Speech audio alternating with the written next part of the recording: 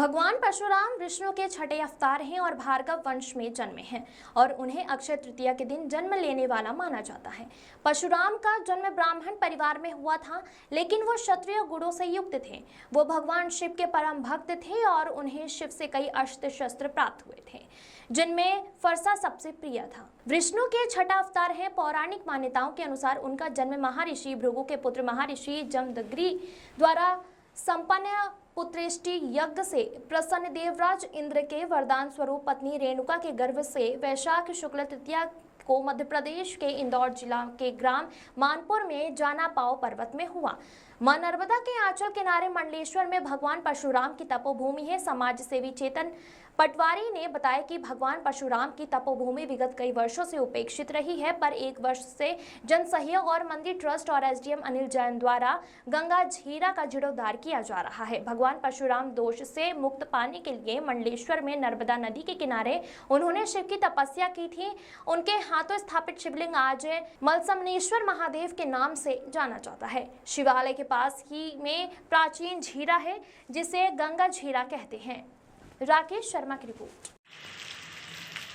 आज हम बैठे हुए हैं त्रेता युग कालीन इस शिवलिंग पे, जिसका कि नाम है मलसमनेश्वर महादेव मंदिर। ये मलसमनेश्वर महादेव मंदिर भगवान श्री परशुराम द्वारा स्थापित शिवलिंग है।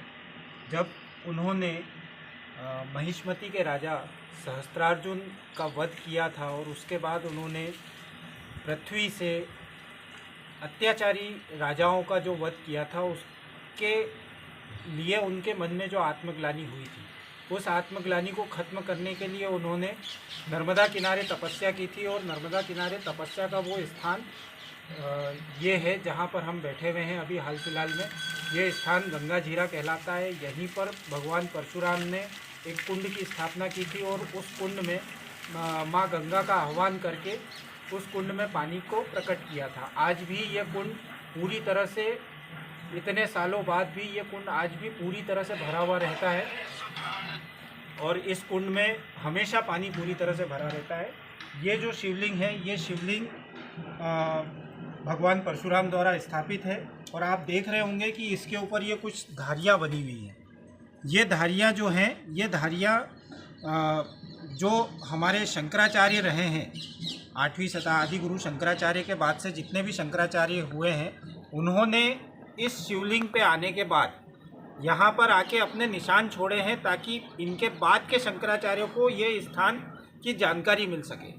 ये जो धारियों के निशान हैं, ये धारियों के निशान जो शंकराचार्य होते हैं, वो अपनी हाथ की इस अंगूठी में कुशा की अंगूठी धारण करते हैं और उस कुशा की अंगूठी को धारण करके वो इस तरीके से इस शिवलिंग पे अपने निशान छोड़ते हैं। तो यही निशान ये आज आपको दिख रहे हैं, ये जितने भी यहाँ पे दिख रहे हैं, ये सारे वो निशान हैं जो शंकराचार्य जी ने अपने बाद के आने वाले शंकराचार्य जी के लिए छोड़े हैं, जो कि ये पहचान के स्वरूप है कि ये शिवलिंग जो है ये भगवान परशुराम द्वारा स्थापित है। और भगवान परशुराम, ये शिवलिंग नर्मदा परिक्रमा में बहुत ज़्यादा महत्व रखता है।